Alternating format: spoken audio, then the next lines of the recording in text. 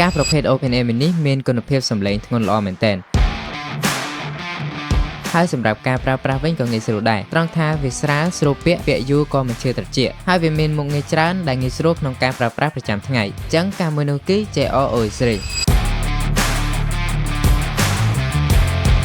JROS3 ជាការគ្រប់ OpenAI ប្រភេទ Clip-on Design គឺគេ design មករក្សានៅសន្ទះ speaker របស់កាសនេះនៅជិតត្រជាក់ដើម្បីឲ្យអ្នកស្ដាប់ទទួលសំឡេងបានពីរោះដែលច្បាស់ល្អនិងមិនទើសត្រជាក់ជួយដល់ការពាក់បានស្រួលជាងកាសទូទៅធម្មតាឆ្ងាយហើយការនេះដែរក៏បានឆ្លងកាត់ការធ្វើកំណែទម្រង់កម្រិតខ្ពស់មួយដែលជាការ Enhance Spatial Surround Sound ដោយវាបានផ្គុំឡើងពី driver ទំហំ 13mm speaker ដែលធ្វើឲ្យសំឡេងដែលចេញពីកាសនេះគឺទទួលបានសំឡេងបាសបុកធ្ងន់ដែលធានាថាអ្នកស្ដាប់នឹងទទួលបានរីកច្បាស់សម្រាប់សំឡេង microphone ដែលចេញពីកាសនេះមិនថាអ្នកទាំងគ្នានិយាយតាម Telegram និង Messenger ឬសំឡេងចេញមកគឺ clear ច្បាស់ល្អតែម្ដងក៏ដោយសារតែគេបានបំពាក់មកជាមួយនឹង Isolate Ambient Noise ដែលជាដំណើរការលើបច្ចេកវិទ្យា AI Clear Calling ចំនួនចុងក្រោយហើយការនេះដែរក៏មាន app សម្រាប់កែសម្រួលមុខងារសំឡេងសំខាន់ៗផងដែរបងប្អូនគឺ JR Audio App ដែលអ្នកទាំងគ្នាអាចទាញយកពី Play Store ឬ App Store បានជាកម្មវិធីសម្រាប់កែសម្រួលសំឡេងបន្ថែមដូចជា Low Latency Mode EQ Tuning ហើយនៅក្នុង EQ Tuning មានដូចជា Bass Boost Clear Vocal Power Up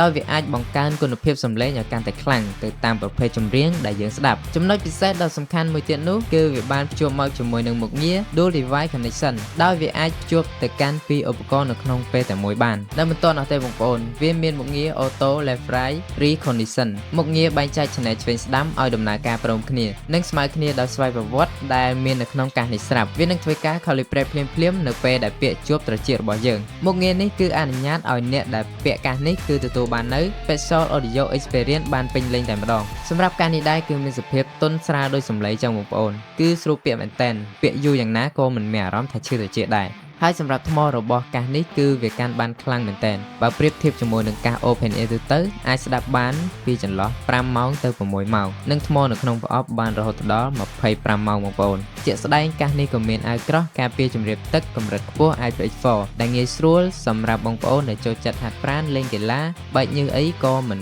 មានផលប៉ះពាល់ទៅដល់កាសនេះដែរគឺធានាដល់ការប្រើប្រាស់បានគ្រប់កលៈទេសៈអញ្ចឹងបើសិនជាអ្នកទាំងគ្នាចាប់អារម្មណ៍អ្នកទាំងគ្នាអាចឆាតចូល page បានឬមកតេស្តផ្ទាល់ដល់ហាងសិនក៏បានដែលអាសយដ្ឋានបានដាក់នៅលើ caption នៃវីដេអូមួយនេះអរគុណអ្នកទាំងអស់គ្នាជួបគ្នានៅវីដេអូក្រោយ